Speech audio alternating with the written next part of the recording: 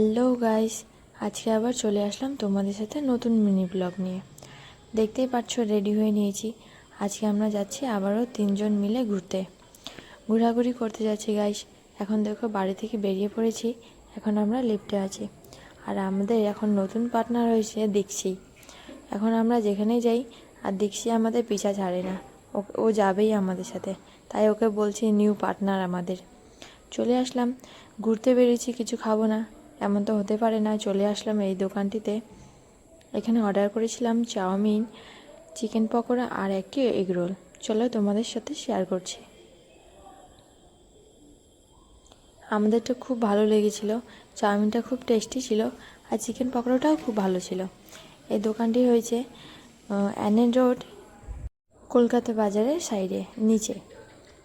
আমরা এদিকে চাউমিন খাই আর তোমরা আমাকে ঝটপট ফলো দিয়ে আসো। টাটা বন্ধুরা, আবার দেখাবে অন্য কোনো ব্লগে। Bye bye.